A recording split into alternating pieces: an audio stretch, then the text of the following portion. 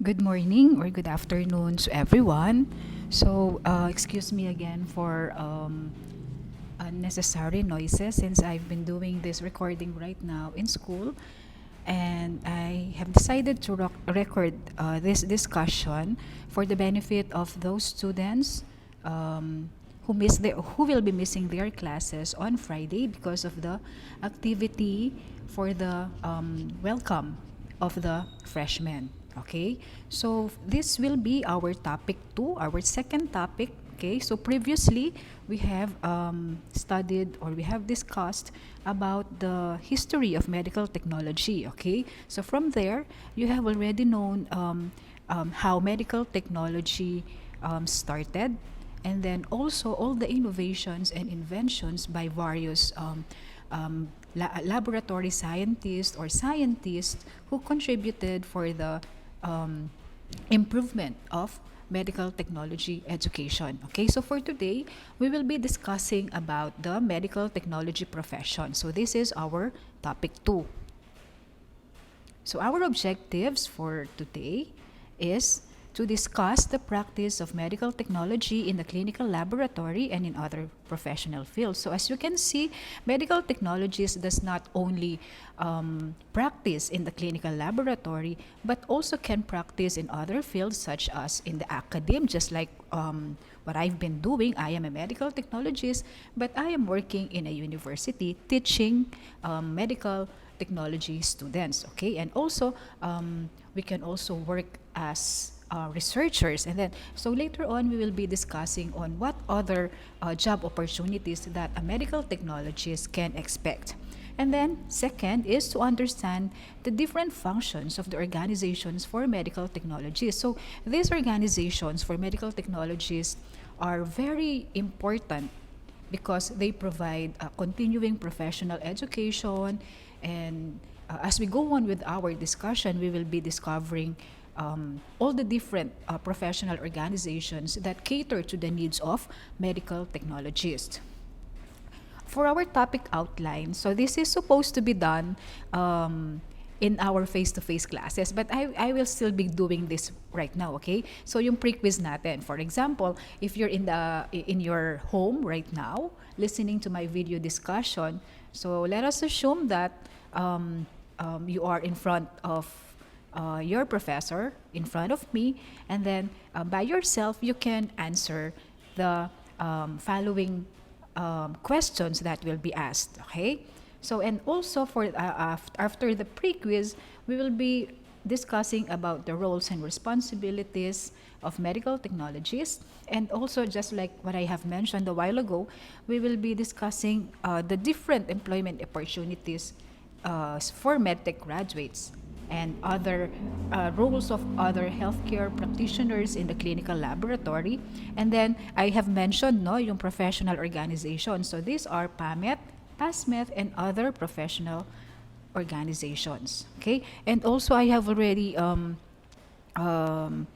uploaded the your assignment for topic 2. Okay, so dapat by this time you can already search for your assignment to be submitted on our next meeting.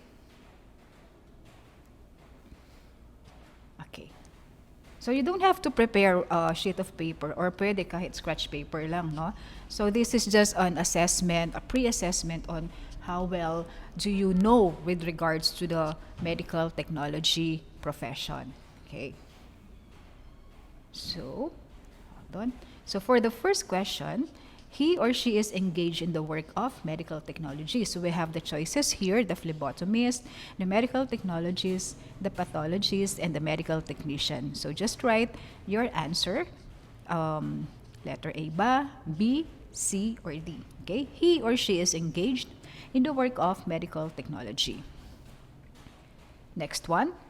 He or she is engaged naman solely in the collection of blood. So nagko-collect lang siya ng blood.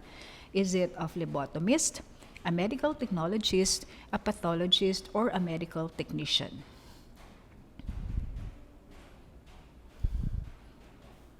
Okay, next one. He or she is a graduate of medical technology with a board rating lower than 74.9%. So nag-board exam na siya, but this student got a score of a board rating score of lower than 74.9%. Is she a phlebotomist, medical technologist, pathologist, or a medical laboratory technician? The fourth question is, it is also known as Republic Act 5527. So this is a law. Okay, so is it Medical Technology Act of 1969? Medical Technology Act of 1967? Is it Blood Banking Law or a Clinical Laboratory Act? The fifth question, I think this is the last. What is the meaning of PAMET? So PAMET is a professional organization, no, for medical technologists. So what is the meaning of PAMET? Okay, so please finalize your answers, and then I will be giving the answers for the 5 questions. Okay, so let's start with for the answers. Okay, so for the question number 1, we have, he or she is engaged in the work of medical technology. Of course, the answer is a medical technologist. Ba? How about number 2? He or she is engaged solely in the collection of blood. So, nagko-collect lang siya ng blood. Kaya nga merong word dyan na solely, okay? They only collect blood. So, definitely, what we call her is a phlebotomist, okay? Number 3, a medical technology graduate who took the board exam but got a board rating lower than 74.9%. Okay, a graduate of medical technology, and then who did not pass. So definitely, kasi 74.9% is failed, di ba? So those who failed and then got a score of lower than 74.9 can register and work as medical laboratory technician. Okay, so this person or this medical laboratory technician obtained a grade of less than 75% during the board exam. Okay? So class, no, ito yung mga board rating na to, i-discuss pa rin natin yan further during MTLB or the Medical Technology Laws and Bioethics. That will be next semester. Okay, lahat ng laws with regards to the medical technology profession, pag-aaralan natin. Okay, so ito parang mga overview lang, no? Kahit papano, we will dadaanan lang natin sila. So at least we already have an idea once we already in the MTLB course. And then the fourth one is, it is also known as Republic Act 5527 or the RA 5527. So it is the Medical Technology Act of 1969. Okay, this act or the Medical Technology Act of 1969 is an act which requires the registration, again, an act which requires the registration of medical technologists, defining their practice and for other purposes. So this is again under MTLB and under Republic Act 5527. So this is an act that requires the medical technologists to register, okay, sa roster of medical technologists. Okay, so because of this, the government also defined ano yung scope of practice for us medical technologists and for other purposes. Okay? And then lastly, what is the meaning of PAMET? So pag sinabing PAMET, this is the Philippine Association of Medical Technologists Incorporated or Inc. INC lang siya. Okay, no? Philippine Association of Medical Technologists Inc. Okay, that is the meaning of PAMET. It is one of the professional organization of medical technologists. Okay, so let's proceed to our discussion proper. Again, class, so sorry and apologies for the unnecessary noises. Okay, so andito kasi ako sa likod ng faculty and medyo dumadaan yata yung mga vehicles. Okay, so I'm so sorry for that unnecessary noises. Okay, so let's proceed. So when we say medical technology, it plays a crucial role. Okay, we do not just collect blood. Okay, we do not just analyze a specimen.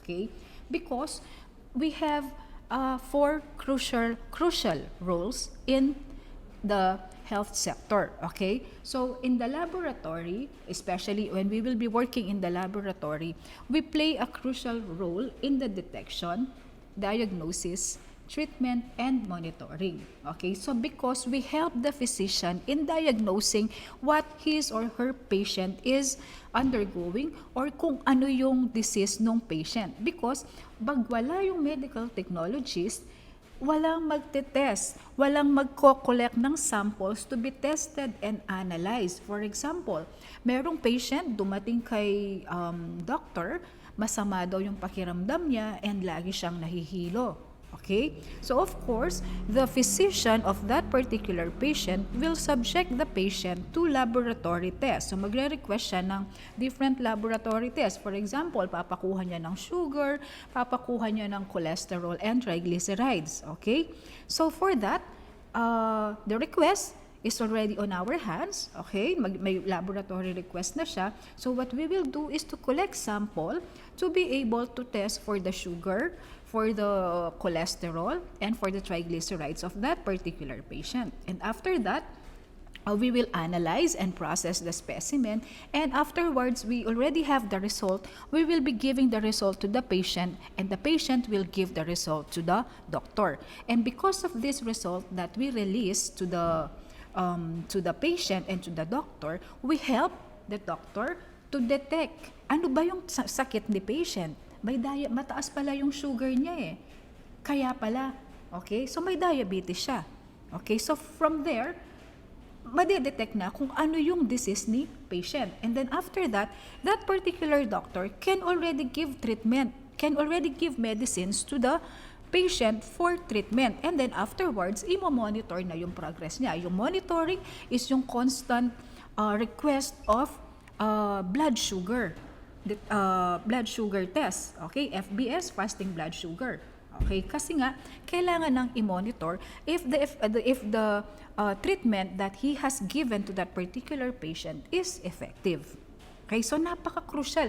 Pag wala si medical technologies, the physician cannot be able to diagnose and detect the diseases of their patients. Next one. So what are the roles and responsibilities of medical technologists? Okay? So kanina, 'di ba?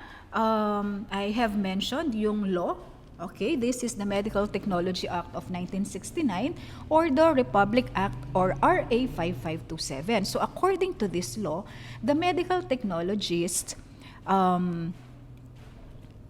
has 4 functions. Okay? So medical technologists can perform the collection and preservation of patient specimen. Okay? So we will be collecting the specimen. And after that, hindi lang mag-e-end na i-collect natin yung specimen ni patient. Okay? We have to process it.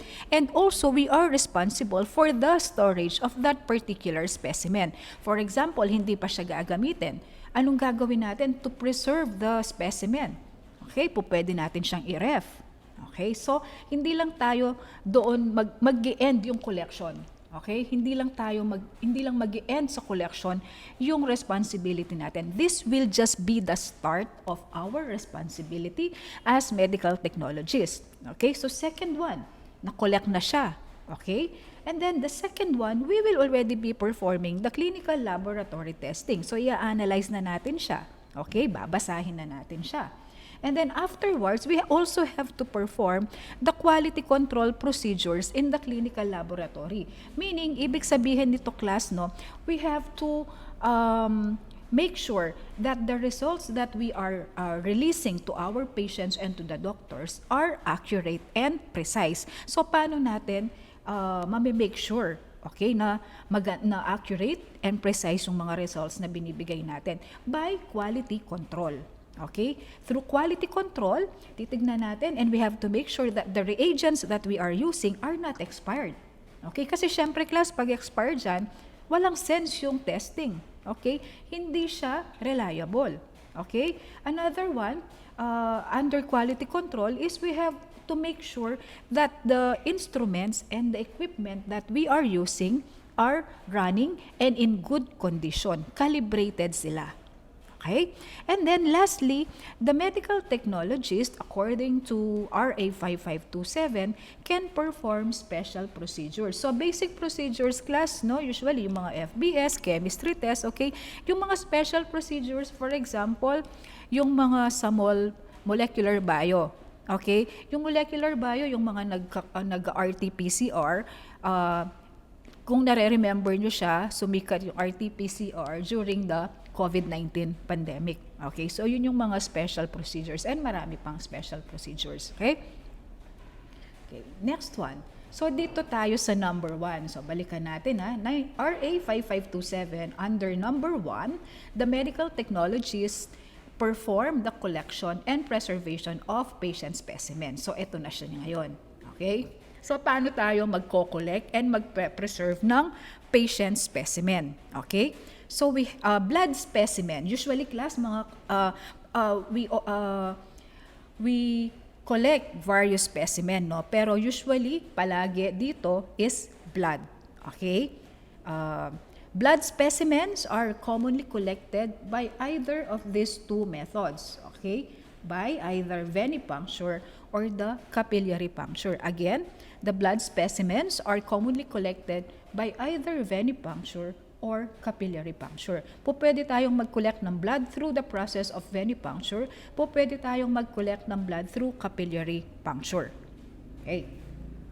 So, kay venipuncture muna tayo. Okay, class? Kasi sa MLSP2 nyo, pag pumasa kayo sa MLSP1, so definitely magpa-progress kayo ng MLSP2. So, pag-aaralan natin yung blood collection. Sa phlebotomy na tayo. Okay, yun na yung pinaka-exciting part. Okay? And, okay, so umpisahan natin kay venipuncture. So, what do we mean by venipuncture? As you can see in the picture, this is the process of collecting blood from a vein. So, magko-collect tayo ng blood from a vein or yung ugat ng kamay. Okay, aside from kamay, dito sa arms class, pwede rin naman tayong mag-collect sa other locations, pwede sa paa, pwede sa singit, pero these are usually dapat magaling and with proper training si medical technologist. Okay, but usually the collection of blood using the venipuncture method is from a vein. Veni meaning vein. Okay, so yun ang tandaan natin. Kapag collection of blood from a vein, venipuncture. Okay? And then class, once we have already collected the specimen, the blood collected through venipuncture, yung kanina, are placed in blood collection tubes. So these are example of blood collection tubes. Ang gaganda, no? Iba-iba yung kulay. Okay? These tubes, yung tubes na nakikita nyo ngayon, are called as vacutainer tubes. Vacutainer tubes. Okay? Okay, the images that you can see, these different colors of test tubes are called as vacutainer tubes. Okay, these are color-coded. As you can see, meron tayong green, red, violet, black, gray, and so on. Okay, so this contains anticoagulants. So these anticoagulants prevents the blood from clotting. Okay, kasi kailangan for some of the tests that are to be done in the clinical laboratory, the blood should not be clotted. Okay, so it should contain an anticoagulant. So for example, yung nakikita nyo dito sa dulo, okay, the light blue top contains sodium citrate as an anticoagulant, which is used for coagulation studies such as prothrombin time and APTT. Another example is yung violet dito, okay, the purple top or the lavender top. This contains EDTA or EDTA, which is usually used for hematology testing of the specimen. Okay, as we go on with our discussion, and then also as we progress, in MLSP2, you will also know the different anticoagulated tubes, and also the different laboratory tests that uses these various vacutainer tubes. Okay, so venipuncture, we are collecting blood through the vein. Okay, so we have two types of venipuncture. We have the syringe method, and then another type of venipuncture is the evacuated tube system or the ATS. So let's proceed first with the syringe method. So from the word itself, syringe, it uses a syringe, okay? It uses a plunger to extract the blood. So yung plunger, ito yung pinupul ni medical technologists for the collection of blood, yung nasa dulo. Okay, and then yung isang dulo is yung needle, yun yung tinutusok natin sa arm ni patient. Okay, so the collected blood coming from the syringe method is transferred to the tubes. Ito si tubes. Okay. Next one is the evacuated tube system. Okay, si evacuated tube system or the ETS, it uses a tube holder and an ETS needle. So meron siyang tube holder and then on the end part, we have the ETS needle. So yung mga tubes na to, okay, yung nakikita nyo na violet dyan, contains vacuum inside, and then the tube, pag na-puncture na siya nung needle, automatically papasok yung blood coming from the patient's vein. Meron siyang vacuum. So, parang automatic siya. Okay? So, that is the evacuated tube system. So, dito class, balikan natin sa syringe method. The collected blood is transferred to the tube. You can transfer the blood through these tubes or pwedeng plain tube. Kapag plain tube class, yung blood is usually clotted. Pag clotted, usually, kinukuha natin doon is yung serum, which is usually used for chemistry test. But in other tests, which do not require serum, but rather plasma, okay, kailangan natin ng anticoagulated tube. Meaning, meron siyang presence of anticoagulant. So, let's proceed with capillary puncture. So, kanina, di ba, we can collect blood through the method of venipuncture and capillary puncture. Okay, we have two types of venipuncture. We have the syringe method and the evacuated tube system or ETS. And next one, we have the capillary puncture. Kapag capillary puncture, we uses the finger. Okay, we uses either the finger, kapag child or adult yung patient, or the heel or yung sakong ni patient if the patient is a newborn. Kapag newborn si patient. So, piniprick natin yan. So, if you are familiar with the blood sugar test sa bahay, okay, yun yung mga ginagamit ng mga parents nyo, yung mga lola nyo, okay, to get blood any time of the day. Yun yung piniprick nila, yung fingers nila. So, that is called the capillary puncture. Okay? So, we use the finger. Again, we use the finger to puncture for the capillary puncture for children and adult patients. And what if kapag newborn si patient, nagpiprick tayo through the heel or yung sakong ni newborn. And then since kapag puncture lang siya, pag nagprick lang tayo, konti lang yung blood that we can collect compared to the venipuncture. So this time, we also uses blood collection tubes, but this time instead of the yung mga vacutainer tubes natin, we use the microtainer tubes or the micro collection tubes. Micro, ibig sabihin maliit siya. Okay, maliit siya doon sa standard na vacutainer tubes. And then next one, according to RA 5527, the medical technologists can perform clinical laboratory testing. Okay, so we have various tests in the clinical laboratory. So we have the examination of tissues, secretions, and excretions. We also perform blood banking procedures and also parasitologic, mycologic and microbiologic techniques, histopathologic and cytotechnologic techniques, and the hematologic procedure. So, as we go on with our discussion, iisa-isahin natin yan. Right? Next. Okay, so let's proceed with the examination of tissues, secretions, and excretions.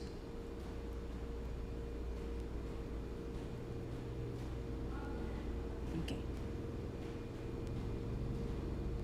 So commonly, a medical technologist will collect blood, will be collecting blood all the time. Okay, so blood is a fluid that is or that is it is a specialized body fluid which has four main components. Meron siyang plasma, the red blood cells, the white blood cells, and the platelets. Okay, so si blood has many different functions which include the transport of oxygen and nutrients to the lungs and other tissues.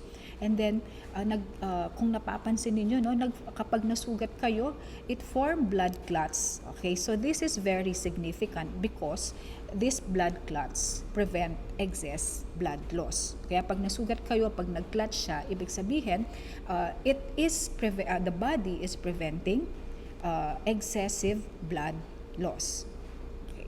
So common blood tests that usually uses blood are complete blood count or yung CBC, okay, and also the chemistry test. So under CBC, we have yung hemoglobin, hematocrit, white blood cell count, RBC or the red blood cell count, and yung platelet count.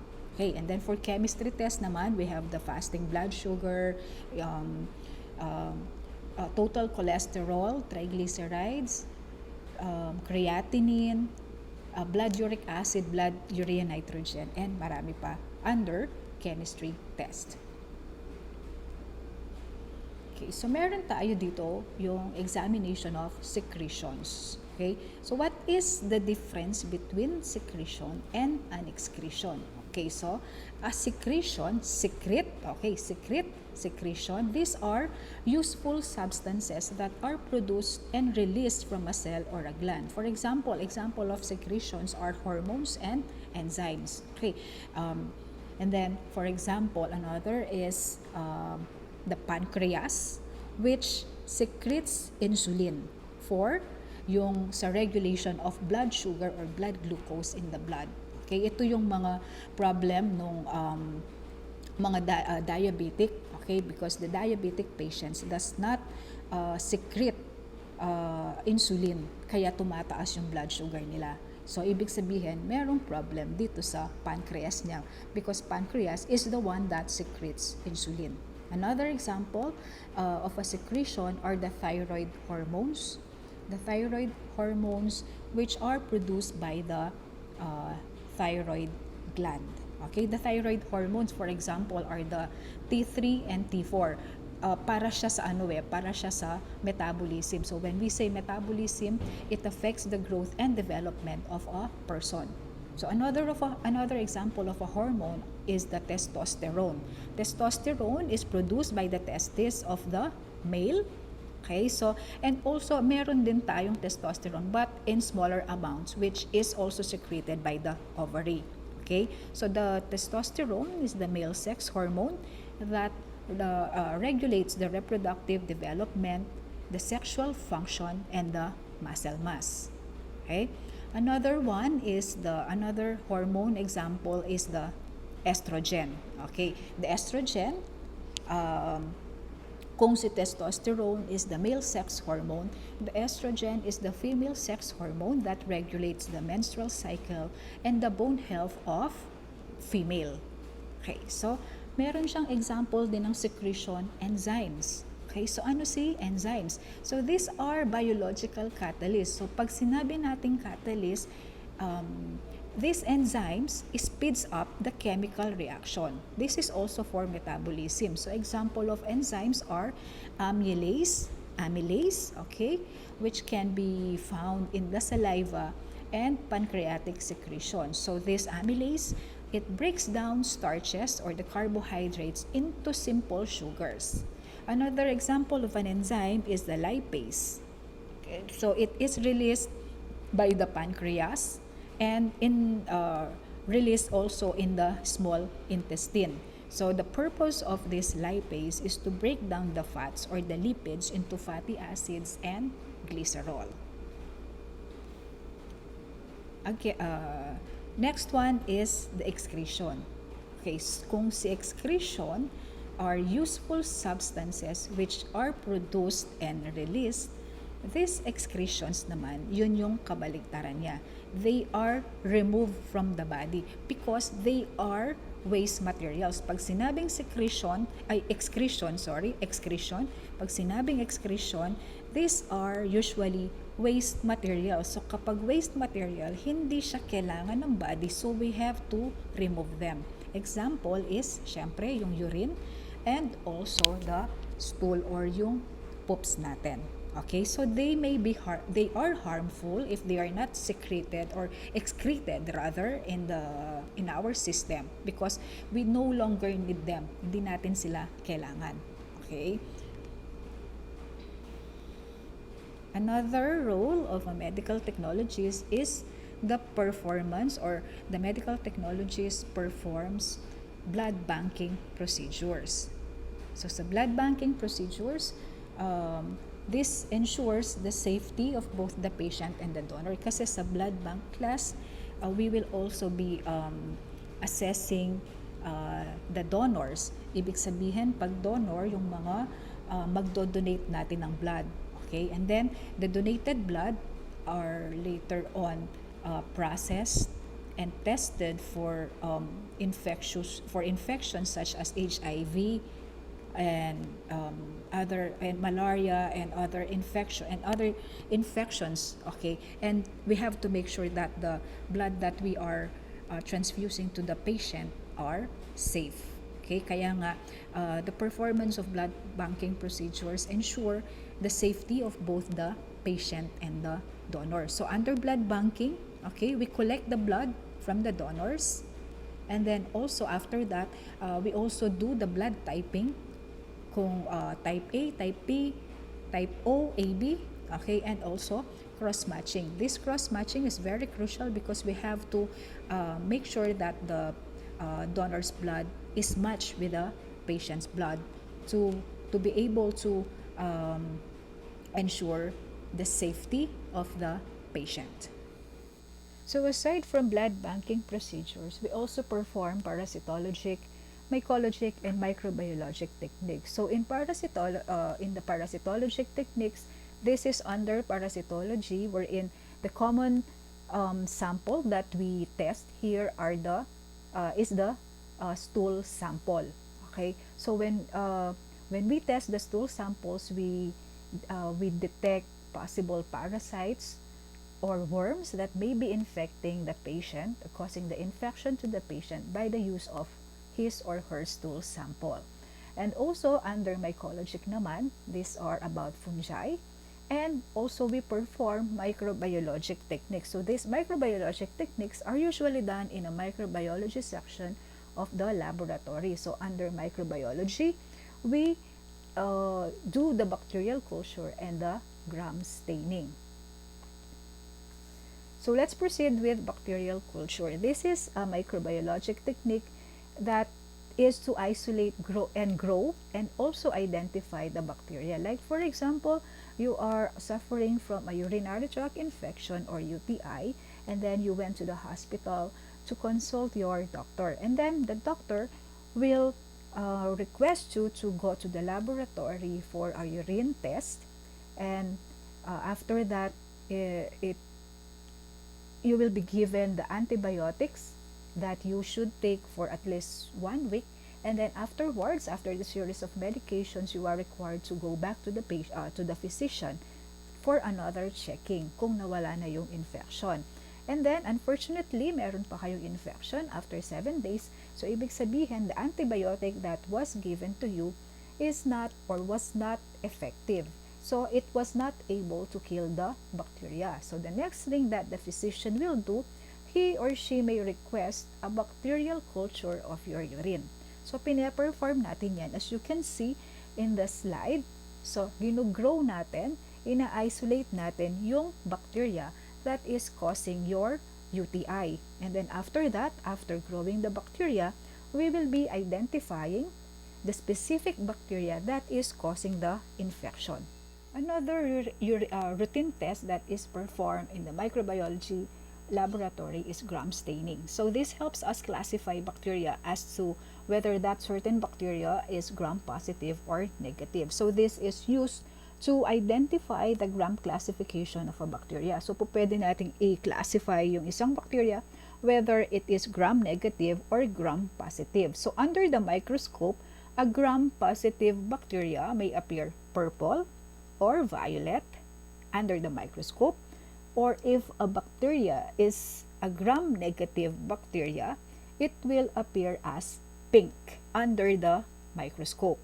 This also helps us to describe the morphology or the appearance of the bacteria and to classify this bacteria whether they are coccus or bacillus.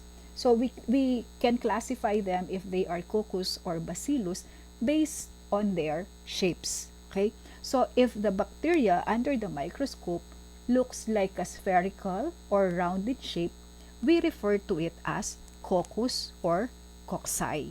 Okay? So if it is rod-shaped naman, rod-shaped, we refer them as bacillus or bacilli. Again, if a bacteria is gram-positive, it looks purple or violet under the microscope, while if it is gram-negative, it will look pinkish under the microscope. And classification as to either bacteria is a coccus or bacillus, we will base on the shape of the bacteria when we see them under the microscope. So if it is a coccus or a cocci, it is round shape or spherical in shape, and if it is bacillus or bacilli, it is rod shaped in shape.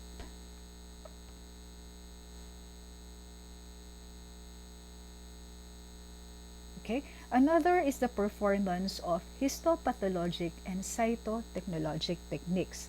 So biopsy specimens are processed and stained to analyze whether they are malignant or benign. So usually dito nakikita if the cells that were seen under the microscope or were processed are cancerous or not. Okay? Kaya nga sinabi whether they are malignant, cancerous, or benign. Pag benign, hindi sila cancerous. So these biopsy specimens are specimens which were taken from a living body. Okay? Yung difference kasi, baka makita rin ninyo yung autopsy and biopsy. Okay? Biopsy, kapag kumuha tayo ng tissues or specimen which are analyzed and stained whether they are malignant or benign. So, dito, buhay pa yung tao during biopsy. And for autopsy, patay na yung tao. Okay? So, biopsy, living, dead, autopsy. So, this one class, hindi tayo yung nagbabasa under the microscope. We just process and stain the specimen that were taken from the person. As medical technologists, no, we only process and stain the cells or the specimens that were taken from the patient. Pero yung nagbabasa dito are the pathologist. And then next one is we perform hematologic procedures. So under hematology, we prepare blood smear. As you can see in the first picture, this is the picture or an image of a blood smear preparation. So we prepare this one, we prepare the blood smear to be able to identify dito sa another picture wherein may nakikita kayong cells. Okay, meron kayong nakikitang lymphocyte, eosinophils, platelets, basophils. Okay, so under the microscope, after staining the blood smear preparation, okay, the blood smear that you have prepared, we will be staining them and we will be viewing them under the microscope to be able to count the cells that are contained in that particular blood sample. So class, we will also be teaching you how to prepare the blood smear, the proper blood smear, the proper preparation of a blood smear in MLSP2. So that will be on your second year, second SEM. And then also, we perform quality control procedures in the clinical laboratory. So quality control, so remember this one, quality control ensures the accuracy and precision of the results through constant monitoring of the testing process. I have already mentioned quality control, okay, previously. So to be able to ensure that the results that are being released to the patient and to the physician are accurate and precise, we have to submit our reagents and also our equipments to quality control. Okay, so the more na you observe quality control, the more na mas maganda, the more na mas accurate and precise yung test results that you are giving the patient. And if you have released accurate and precise results, you are also helping the physician to diagnose and treat the patient properly. Okay, so this is the difference between accuracy and precision. So when we say accuracy, the result is accurate. This means that it is how close a result to the true value. For example, the true value should be 10. Okay, so when we can say that the result is accurate when the result that you got is very close to the true value, which is 10. Okay, so accurate siya pag nakuha mo is 9 or 8 or pwedeng 7, but hindi siya accurate pag yung nakuha mo is 9 kasi it is quite far to the true value, which is 10. Okay, so kapag precision naman, this means that the results are close to each other. Magkakalapit lahat sila. Okay? For example, the result should be 10, 10. So, yung result mo should be 9.5, 9.75, 9.25. Okay? So, that is precise. So, this is another example. Okay? So, the first figure on your left side is accurate and precise. Okay, they are close to the true value dito sa pinakagitna, and the results are also closer to one another, yung 4 dots. Okay, so the next one is it is not accurate kasi kapag sa accuracy class, mag-base kayo dito sa pinakagitna, dun sa bullseye. Okay, so it is not accurate because the 4 dots, the 4 black dots that you see are very far from the bullseye. But it is precise because the 4 dots, or these 4 dots represents your results. Okay, these 4 dots are precise, okay, because they are closer to each other. Okay, another example is the third image. So this is accurate. Again, if it is accurate, you base it on the bullseye, on the middle part. Okay, the very middle part, this is accurate because they are still closer to the true value. Okay, closer to the bullseye.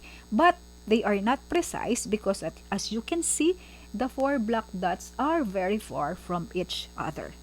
Okay, another example is the last one on your right side is it is not accurate and also not precise. Malayo siya sa bullseye, malayo siya sa true value, and also the 4 dots, the 4 black dots are very far from each other. Okay, so dapat you have to make sure that all the results that you will get are accurate and precise, and you can achieve that by performing quality control in the clinical laboratory.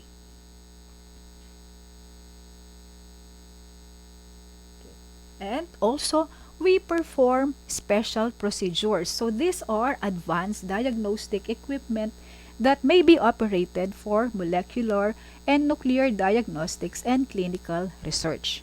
So ito, yung for example, dun sa molecular, ito na yung sa RT-PCR, and then other advanced equipments, yung nuclear diagnostics. So this require a special training then. So these special procedures also require special training before you can be able to perform them. Okay, hindi lang basta-basta medtech yung pwedeng mag-perform nito. Okay, so you need to attend trainings and seminars to be able for you to be to perform such procedures.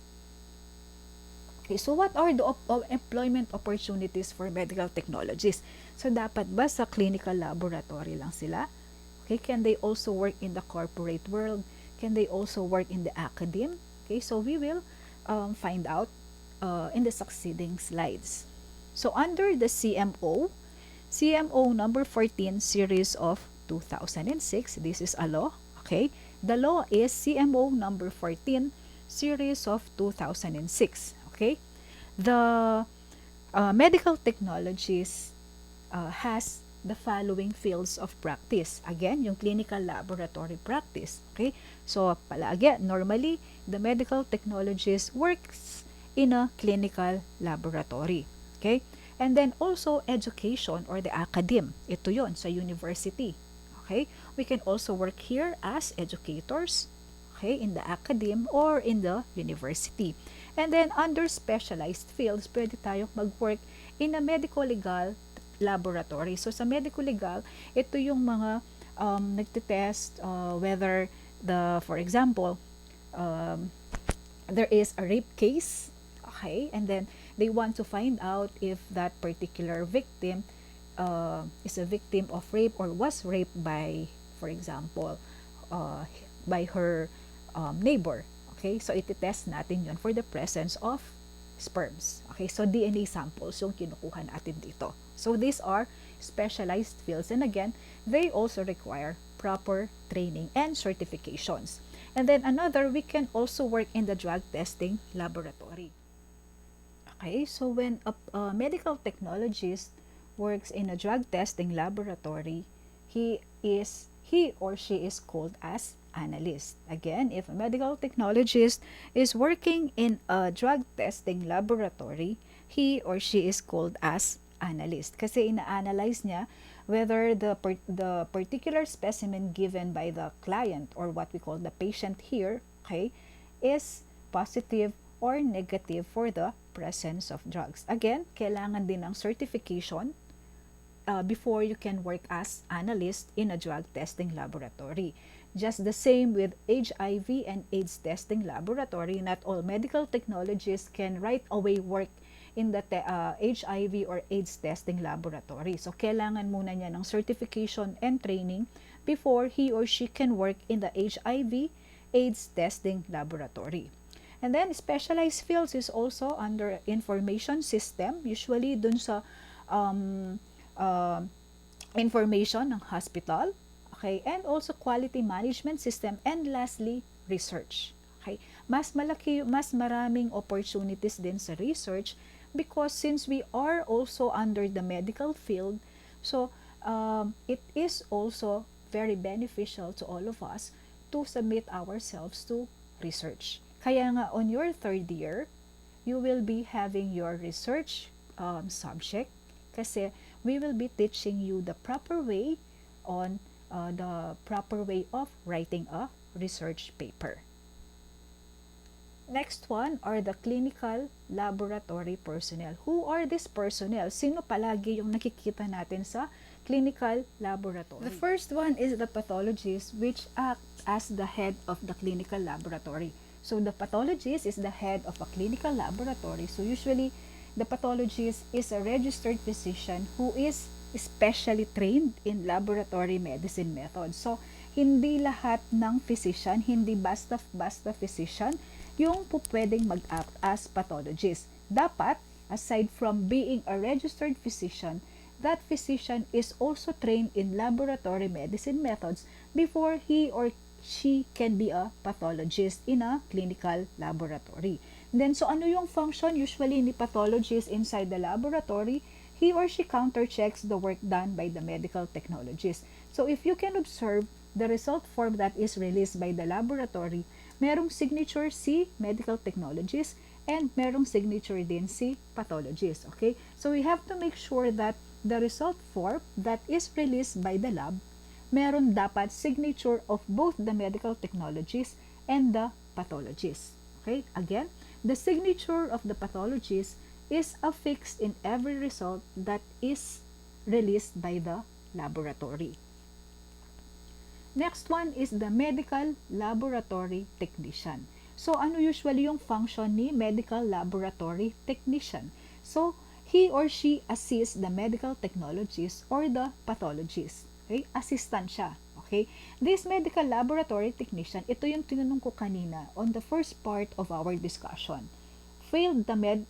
failed the medical technology board exam but obtained a general rating of at least 70%. So kapag failed, 'di ba, ang passing diyan is 75%, okay? Pag 74.9 and below until 70%, he or she can work as a medical laboratory technician. Okay? So for yung score niya sa medical technology board exam should be at least 70 to 74.9 before a person can work as a medical laboratory technician. And again, before he can work as a medical laboratory technician, he or she must be certified or registered with the Professional Regulatory Board. I-certify pa rin yan. Meron pa rin siyang certification. Another is the phlebotomist.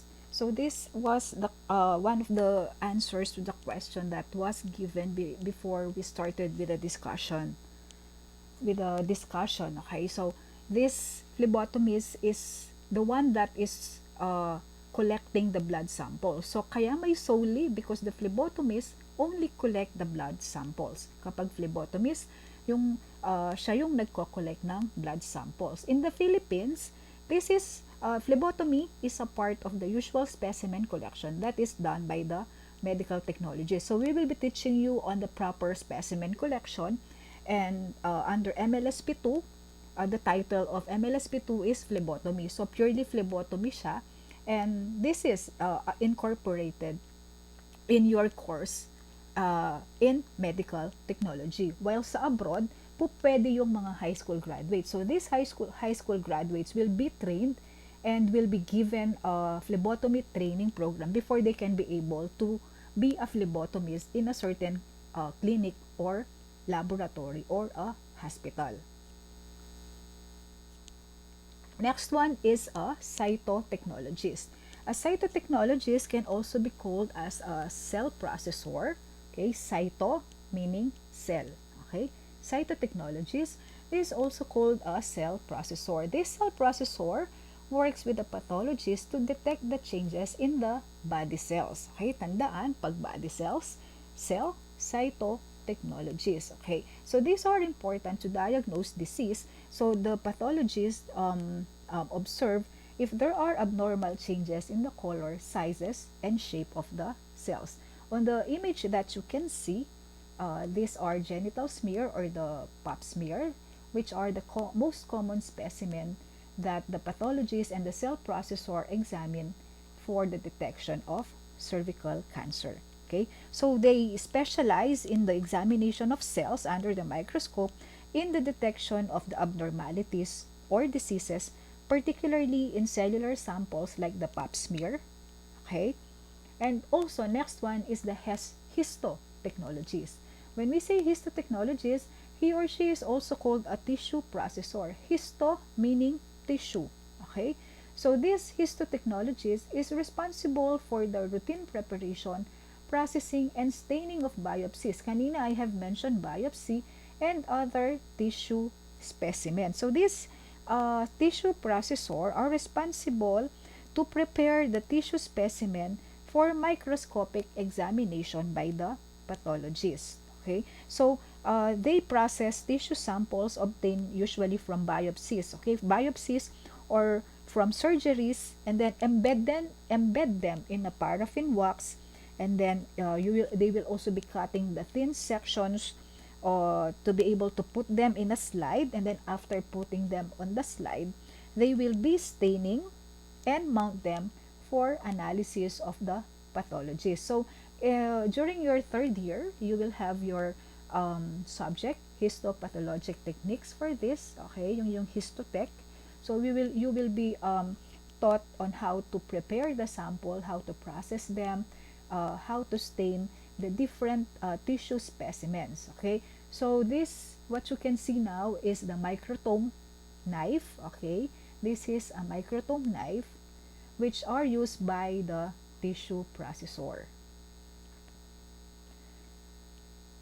Another is a nuclear medical technology. So they administer radioactive drugs to the patient using imaging equipment, okay, to record the images of the radioactive material in the body. So usually class, ito yung mga nagki-chemotherapy. Okay? So, meron tayong medical technologists dito and they are called as nuclear medical technologists.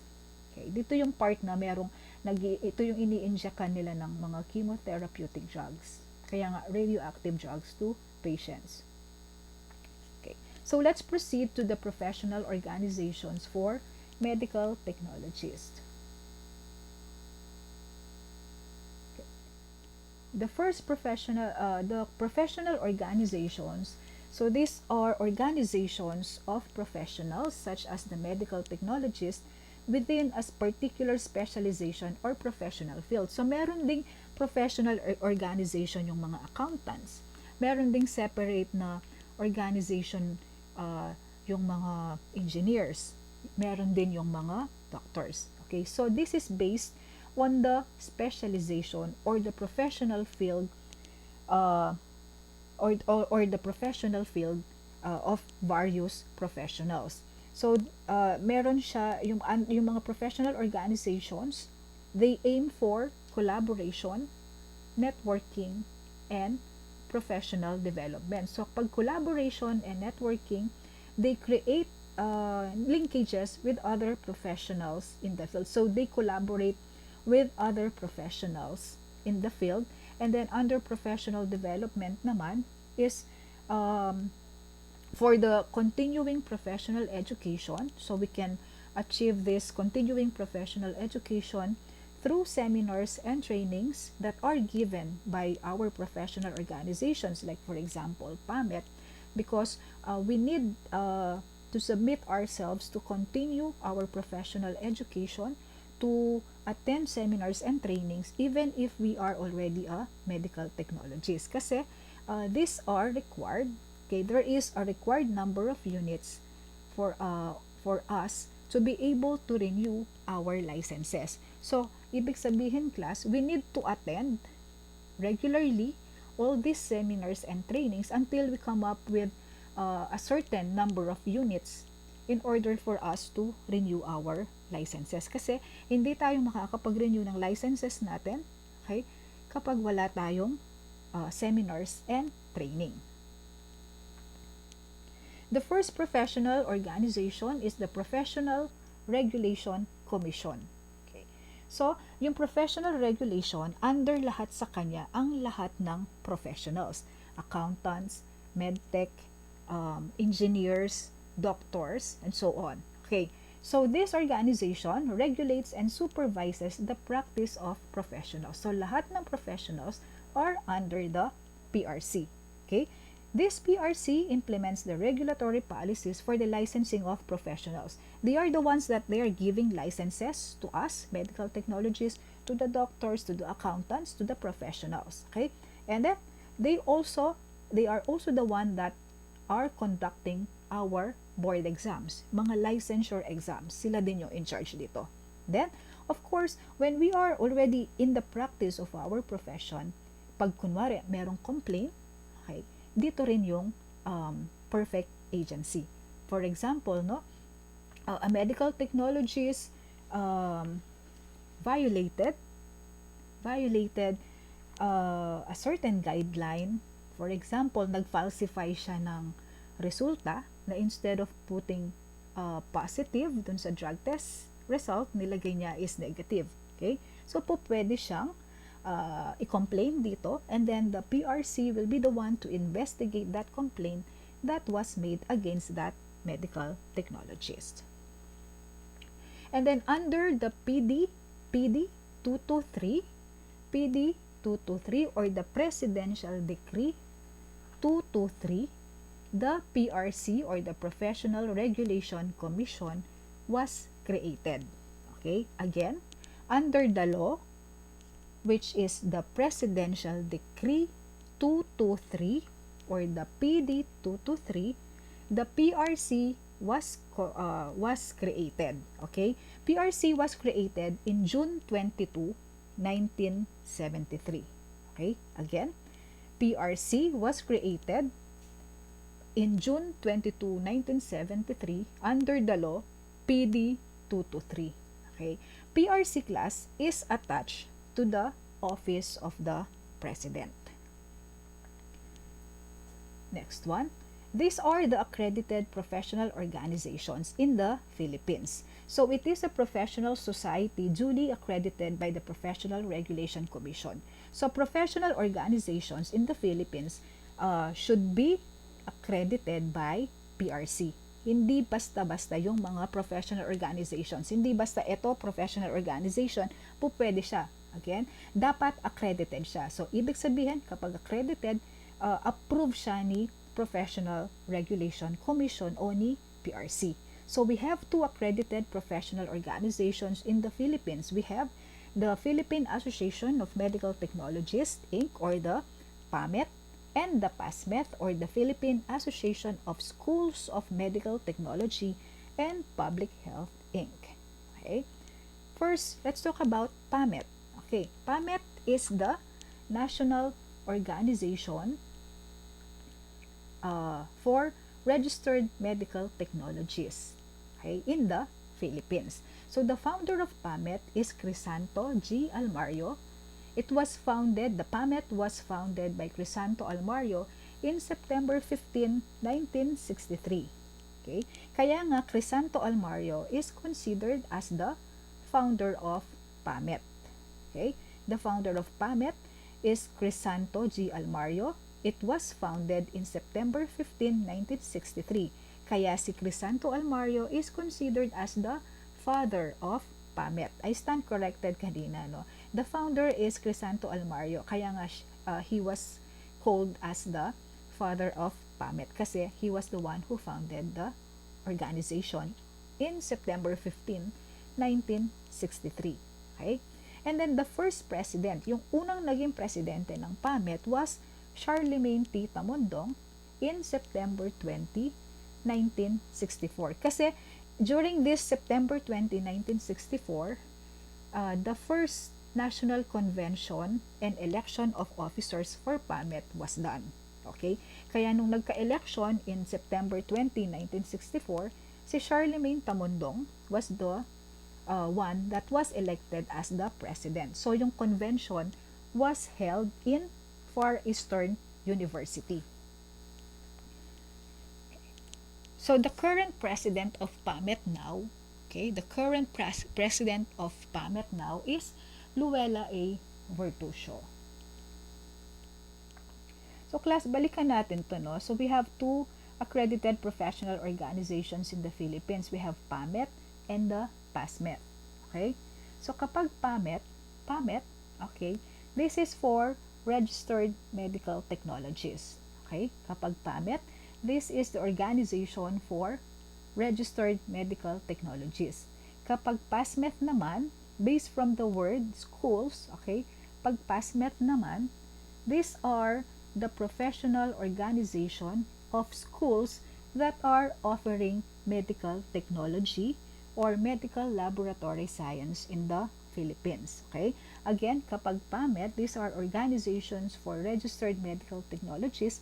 Kapag PASMET naman, these are the professional organization of schools that are offering the course of medical technology and medical laboratory science in the Philippines.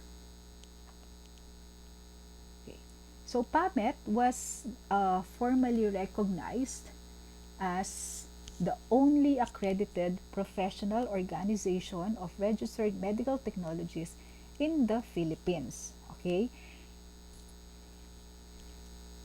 So, yung PAMET logo, if you can observe now, yung PAMET logo, circle siya, di ba? So, merong ibig sabihin yan. Okay? Merong different meaning. Okay?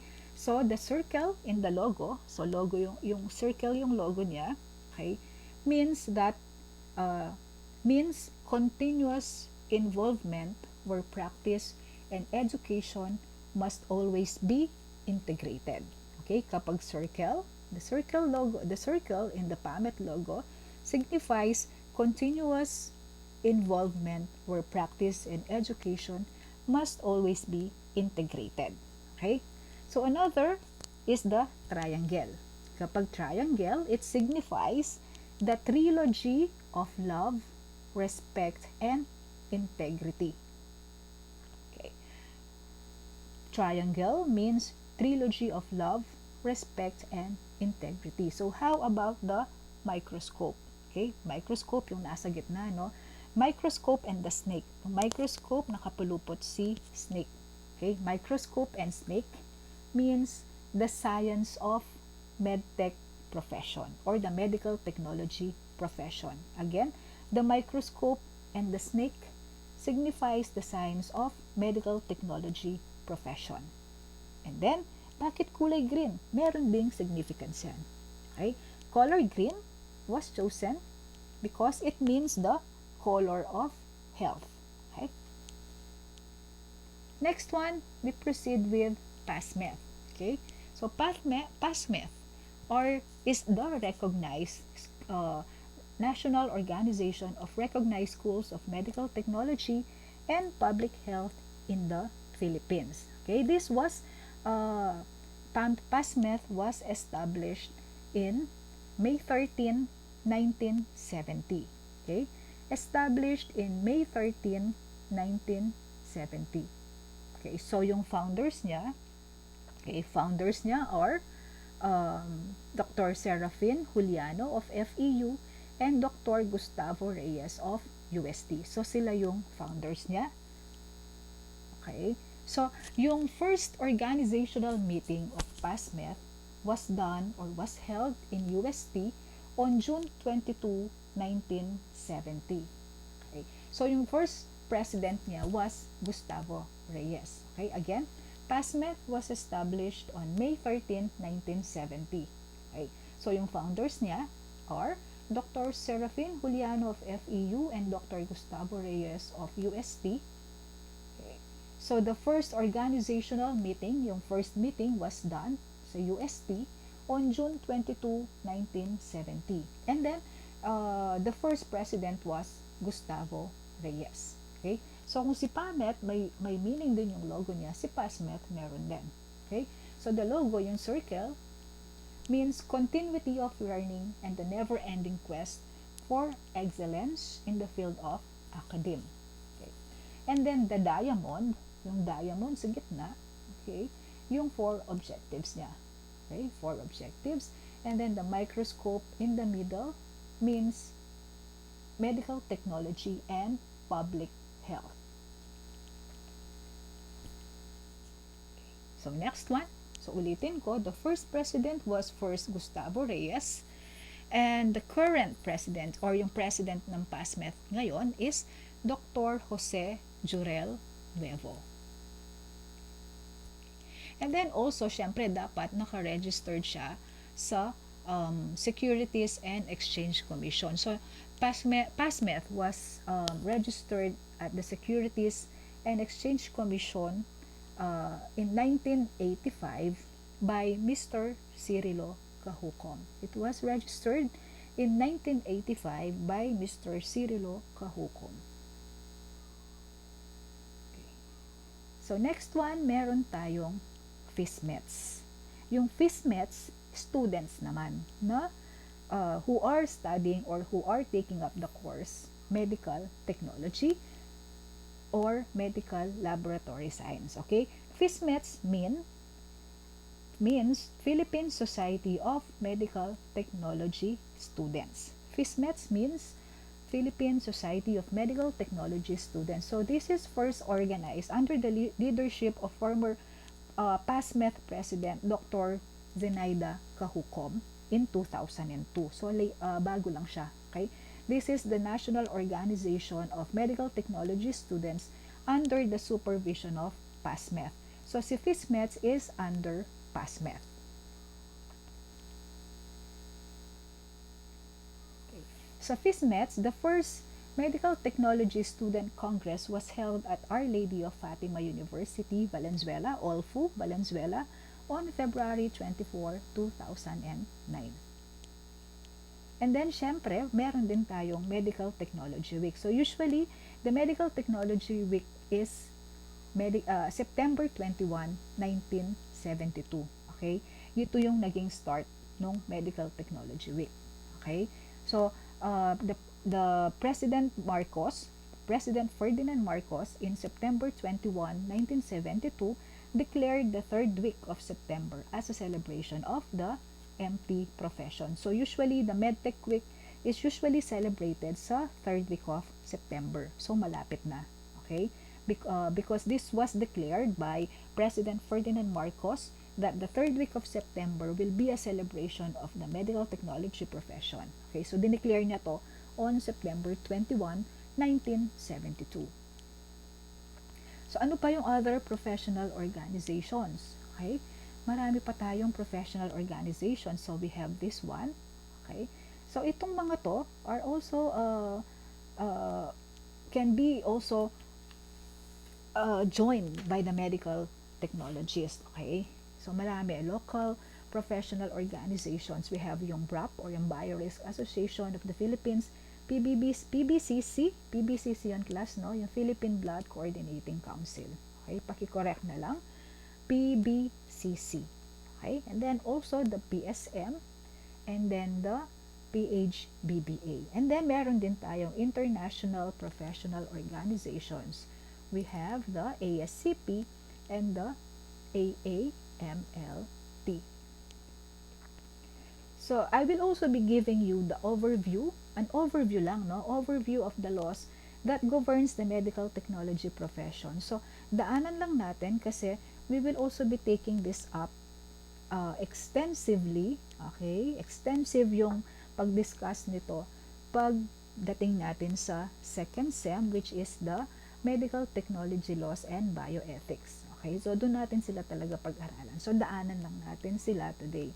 Okay, so RA 5527 is also called as the Philippine Medical Technology Act of 1969. So ano yung purpose ng law? Ano yung naka-contain dito sa law na to? Okay? So naka-contain dito yung scope of the practice of medical technology, ano yung minimum required course, and then also all the details about licensure examination, ano yung mga rules and guidelines to follow, okay? And also administrative investigation. Kung may complaints regarding the professional, yung sa medtech, ano yung mga legalities, ano yung mga liabilities no medtech. And then RA 7719 is also called the National Blood Services Act of 1994. So under this, it aims to promote and encourage voluntary blood donation. And then because Blood Services Act siya, this is to ensure the safety of all the activities that are related to the collection, storage, and banking of blood. So andito rin yung the requirements in order for us to come up with a blood banking laboratory. Okay, yung mga requirements, paano tayo magtayo ng blood banking, mga laws and regulations that we should follow, and also promote the non-profit operation of blood bank. Dapat non-profit daw siya. Hindi daw dapat binibenta yung blood. Okay? Next one is the RA 10912, which means or also called as Continuing Professional Development, or the CPD Act of 2016. So under this are the professional organizations that can provide professional development or CPD. Sabi ko nga kanina, 'di ba, yung CPD kailangan natin in order for us to renew our licenses. And then also the CMO number 13 series of 2017. So yung title niya is the Policies, Standards and Guidelines for the Bachelor of Science in Medical Technology or Medical Laboratory Science. Andito yung guidelines for the internship, ano yung minimum requirements in order for you to be able to graduate medical technology, ano yung mga requirements ng schools to the schools who will be offering medical technology as a course. So this is the end of our discussion. Okay, so this is already the end of our discussion, and please prepare also for a quiz next meeting.